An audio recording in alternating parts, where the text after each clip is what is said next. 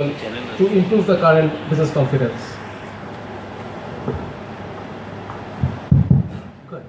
Thank you so much, Pijan. And I'm really enlightened today. And who knows the importance of data and growing importance of data while we are charting out the say growth path for our country, for our private sector, for the foreign investors, and of course the local investors. So very happy to be here. Yes, we just concluded two large M&A deals. One from Siam City Cement in Thailand, buying the cement plant in Madanganj in Dhaka, nearer to Dhaka. Another one is possibly the first time from IFC in the power sector, and IFC made a large investment in Summit Power. You would be knowing, reading the Daily Star at least. And we were the due diligence and valuation partner, M&A matchmaking partner on behalf of PwC. And we have been dealing with lot of investors because PwC having presence larger than any other US entities in the world in 160 countries. So we represent a bit of the investors' confidence level also. And I would go with Bijan's or rather Lightcastle's this report that he has policy regime.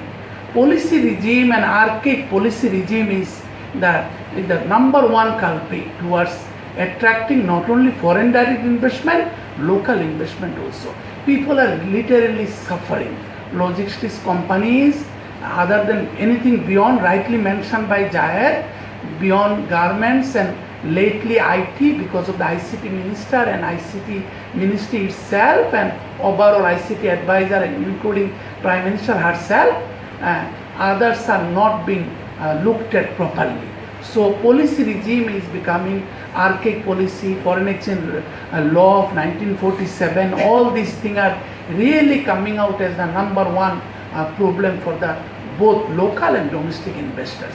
Number two, which is little bit absent in this report, because if you do a real consumer or investors confidence survey, you will see because of the too much of politicization, lot of licenses, in fact all of licenses are going to, there is a perception in the market, not only among the foreign investors, also the local investors, most of the licenses are going to the political elites and people close to the political regime. And that is why when a real investor, real manufacturer want to access that license regime or the restrictive regime or the preferred regime, they have to pay upfront a high premium in order to take over that entity or that license. And number three, I would agree with Lightcastle, that is the tax regime. Again, because lot of foreign investors, including the local investors, they are because of the ambiguity in the tax planning, ambiguity in the tax policy, and more importantly, tax policy implementation or execution. So people are facing the music.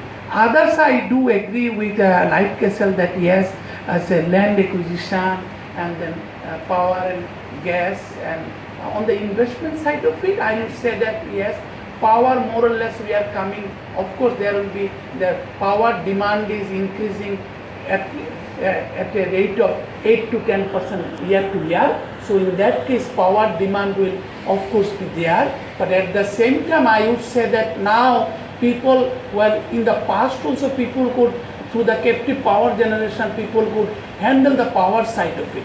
But what Bangladesh is known for at the same time, most of our domestic industries are used to or habituated with, that is the gas side of it, the constant supply of natural gas, or we would like to see government immediate action with regard to import of LNG from Qatar through that state-to-state agreement that we do have, and at the same time and actioning of the FSRU unit somewhere in the Bay of Bengal, so that our national grid, especially natural gas grid, which should also be improved, can immediately be supported with the constant supply of gas. I would like to stop here. Of course, we will listen from other luminary panelists here. Thank you. Thank you, sir. We'll definitely come back to on that. The point of LNG has definitely come up that we need to import gas to keep our power up and running. My next question would be to Mr. Niaz Rahim. So you are one of the most successful entrepreneurs in Bangladesh, and we wanted to know that you, from the private sector, are you looking to diversify the business into any new sectors? If yes, what kind of sectors you are looking at, and what is the evaluation criteria you're using to go into a particular sector? Thank you. Assalamu alaikum to everybody. If you know Rahim Afroz, we started with batteries. Today we are in diversified sectors. Now, as a group, we are now consolidating. And because we find that there is a huge potential for growth, and we must manage our growth. That is our challenge. As you pointed out, there is a resource problem, and expansion is easy. I mean, you can invest and expand, but we said more than expansion is the control, consolidation that we must do now. If you look at our businesses that we are doing, we are today exporting our batteries to almost 62 countries. Alhamdulillah, and it is growing, and we need to manage them. So that is one issue. In power sector, we are in power sector. There is a growing demand. We are into renewable energy. We are now exporting to Nepal and Africa and all that. So the thing is not expanding, it's now consolidating and strengthening in whatever field we are working on. That's our focus today. Today's presentation very good. I agree with Mamun Bhai with a lot of issues are there on the policy side, and partially I will blame the business community itself, because I was in the chambers and all that, and I find that every time before any policy is decided, government comes and interacts with the chamber authorities and all that. Are we representing our case properly? That is my question, and my personal finding is industries are not properly represented. Industrialists must come forward, and they must put it. It's not only asking for favors. When we are asking for favors, we must be able to give in return something, and that is a gap between asking and giving. That's what we see. Thank you very much for inviting us here. It was a very good learning session for us, and wish you best of luck. Thank you, Riaz Rahim, sir. My next question will be to Mr. Mashur Riaz, and we know that we have been discussing even before the panel that in Bangladesh the service sector has grown a lot, and which is excellent. But we know as the economy grows, the secondary sector has to contribute more and more to the GDP as a percentage. So what are, in your views, are the sectors that are going to grow in the secondary segment, and what are the sectors that IFC is looking at currently, right now? Thank you, Vijan. So good morning and Assalamu alaikum everyone. Let me take 2 minutes just to first say how pleased I am to see what Light Castle Partners have done today, launching a business confidence index based on a business confidence survey. This sort of business confidence surveys is a very practical, regularly used tool around the world, not only in developed countries but also in a lot of emerging economies. And they give you a pulse of the economy. And at any given point of time, it gives you a sense of what are the business conditions like in view of firms, not in view of academics or analysts, so where the shoe pinches. And these are really important in terms of policy inputs, in terms of course correction, in terms of policy reforms, in terms of assessing how macro and microeconomic policies, how effective they are being. And then, of course, the investor confidence itself. In Bangladesh, it hasn't happened for a long time, and I fully agree with Niaz Bhai here that both the public sector but as well as the private sector have actually had it long overdue for them doing these sort of things. In Bangladesh, we face a dearth of data, systematic data particularly, whether it's private sector, financial institution, or even World Bank. My own institution, we often struggle. We actually, just to respond to Niaz Bhai's point, where private sector was struggling to put evidence-based policy, analysis-based policy recommendations to government and have a structured dialogue. Bangladesh did not have a public-private dialogue for a long time.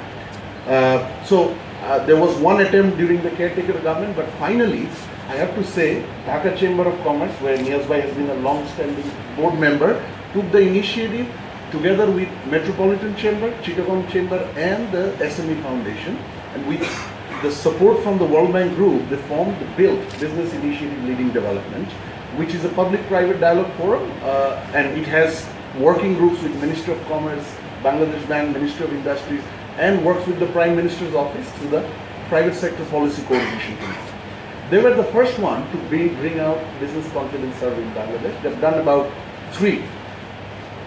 But I really appreciate what Bijon, Zahid, Ibdad, and your whole team have done, being a sort of business advisory platform. What you have done today is really a step forward. And there needs to be multiple business confidence surveys to cross-check, to expand the focus and so on. And the real beauty of these tools become when you establish a time series. You do it today, you do a second one 6 months later, and you do every 6 months. And in 2 years' time, you are able to compare the pattern, establish a pattern, and you compare the data points, and you can identify what is the persistent problem, what is the changing problem, what is improving, and things like that. So, congratulations to the entire Light Test. In terms of service versus what needs to come up, yes, service has more share than industry, agriculture in GDP. That's very good, but is that sustainable? Is that what is going to help Bangladesh? No. So service needs to continue at its own level, but industry needs to come up. There's no alternative to that. Bangladesh's growth needs are unique. We have 160 million people in this small country. But what's more important, 2.2 million people come to job market every year. So 2.2 million formal jobs need to be created. And to do that, there is no alternative but to go for a job-led growth, which is going to mainly come from manufacturing. Of course, service will continue to grow to support the growing manufacturing. And given the purchasing power, Bangladesh is improving. A whole lot of progress has happened. Numbers have improved, but the purchasing power is still limited. So the manufacturing-led growth also needs to be an export-led growth. Domestic and foreign investment needs to come. Niyaz Bhai just mentioned, Mamun Bhai also mentioned about the export potential.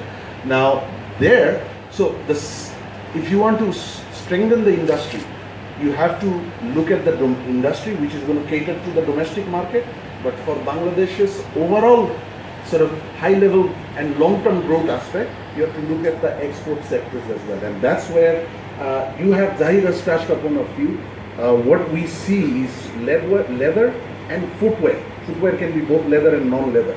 And the non-leather footwear has really a big potential because the Chinese and Taiwanese manufacturers are trying to come to low-cost manufacturing bases such as Bangladesh. But whether Bangladesh will be able to take advantage of that, that needs to be seen. Light manufacturing, I'm not talking about light engineering. There's a lot of talk of light engineering, but it's a very complex sector. But if you look at light manufacturing, we have wonderful examples such as Walton and similar companies, but we also have sad stories like what Bangladesh lost when Samsung waited for 2 years in Bangladesh to set up their largest mobile manufacturing unit in Bangladesh. Because they did not get the land, they went back, they set it up in Vietnam. In the last 4 years, that same unit exported $27 billion. And every penny of that would have gone from Bangladesh. It didn't happen. So there are good progress, but there is sort of sad progress as well. And then of course you have hopefully IT-enabled services at some point of time, but we believe it might take longer time because of need of heavy skill development. Because ITES, you need more specialized skills than leather, footwear, and manufacturing. In terms of World Bank, IFC, both sides, so I represent the full group. My unit, Trade and Competitiveness, looks at the improvement of the private sector and the trade regime. What we are looking at is, so we want to avoid picking sectors. We want to go with where the jobs are going to be more, whether we want to go ahead where export potentials are more, but also you have deep value chain activities so that the domestic economy gets the benefit. So in terms of policy support, we don't want to name sector, but we are working with the government to identify a number of areas, skills, technology diffusion, regulatory reform, which are going to standards, which are going to benefit multiple sectors. In terms of IFC's investment wing, which invests in high potential private sector, and Mamun Bhai mentioned one from infrastructure. The priorities are power and energy, and these priorities have been determined in line with Bangladesh's need. Power and energy, and there have been a number of power investment. Energy, hopefully the offshore LNG terminal, which is going to be sort of established, the implementation starts very soon. IFC is expected to make a large investment there. Power Summit and few other companies where IFC has made investment. But then manufacturing, particularly export-led manufacturing, is going to be big for IFC. IFC has come back into textiles after a long time. And there is a big, in terms of addressing the building and fire safety, which is the biggest threat to RMG sector in Bangladesh. IFC has the remediation financing available through banks, but it has direct investment as well. And then finally, a logistics sector, which Zahid also touched upon. So IFC is very keen to invest in trade infrastructure, container terminals, ports, transport, and then finally land. Land is a big issue for manufacturing growth in Bangladesh. Access as well as registration. So special economic zones, which we have supported, my own team has supported the policy improvement, and we have a $130 million loan to government for infrastructure development on that.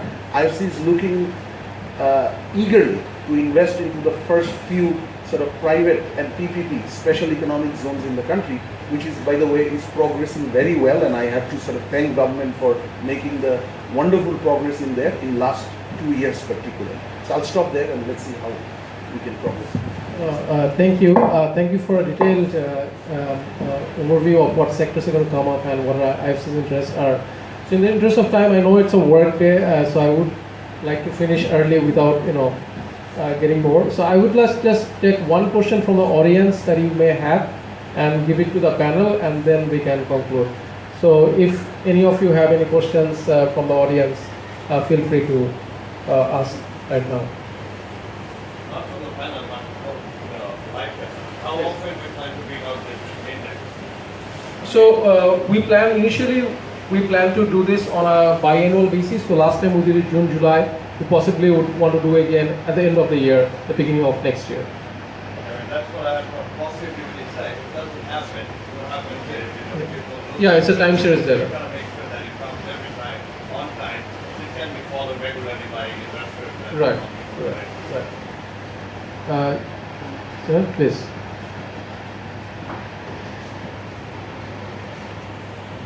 Hi, thank you.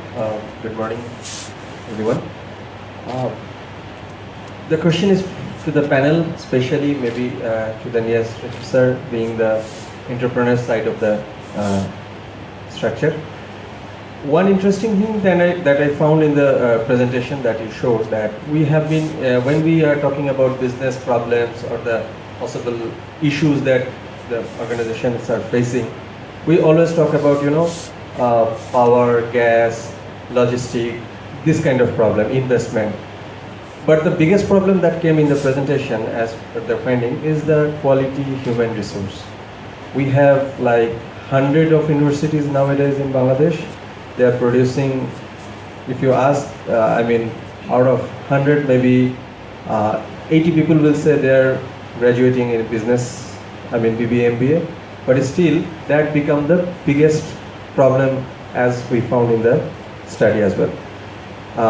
Yes, education sector definitely has the major role to play, to that. But how, corporation or from the corporate sector, how the corporate sector can approach to solve this in partnership with the, what is your view, how corporate sectors can help education sector to bridge this gap, to produce a lot more quality?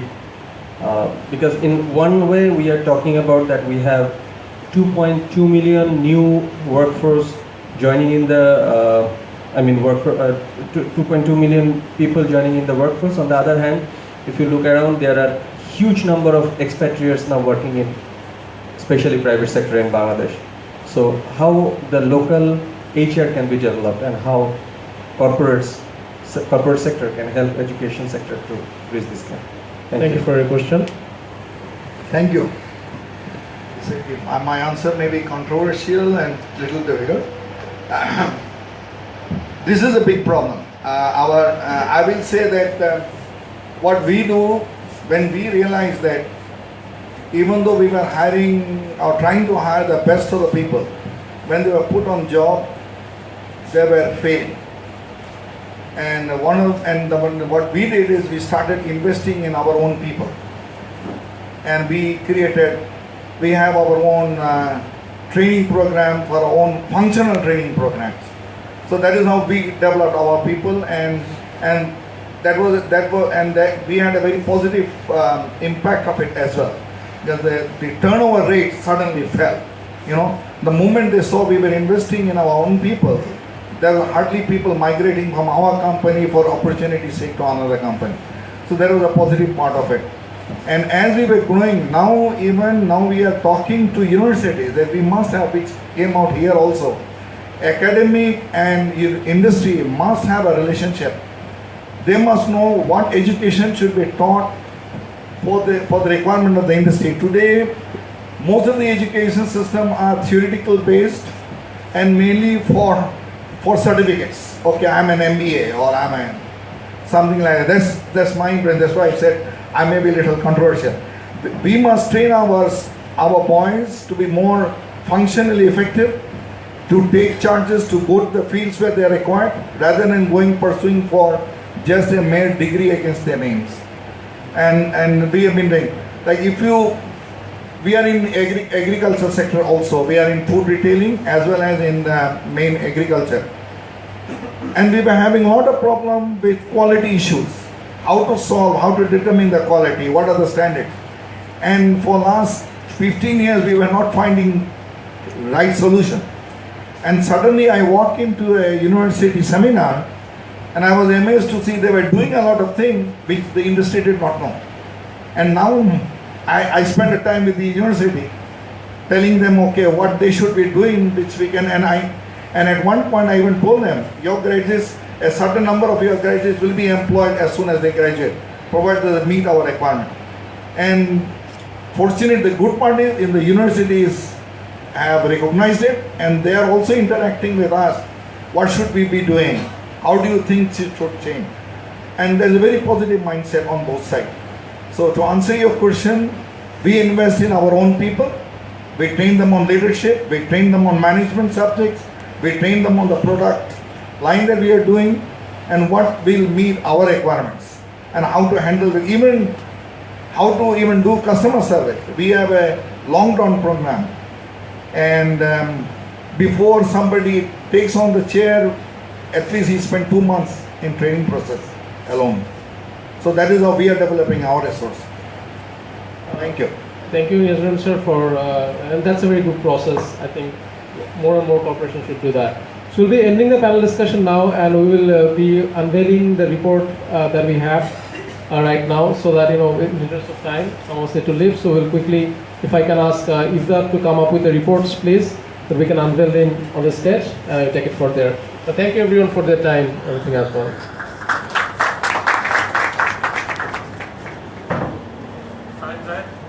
Contributors of the report, can you please come up on the stage? May I also invite Mr. Tajdin Hassan, Head of Marketing, the Daily Star, to come up on the stage, who has been our strategic partner in this initiative as we unveil the report.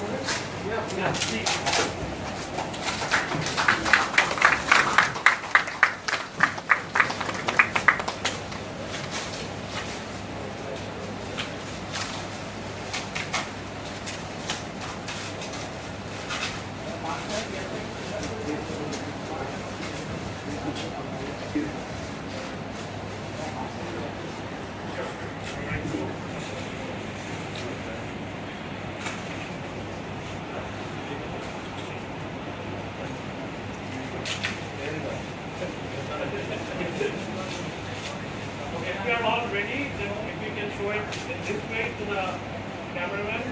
Ladies and gentlemen, the Light Castle Business Confidence Index 2006.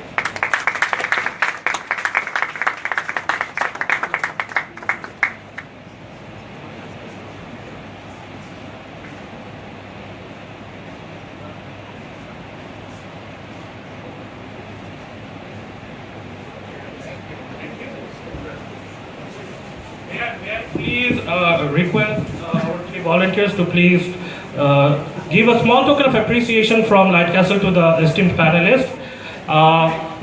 It's really nothing but just a small bouquet of flowers. Can we please get a round of applause for our panelists?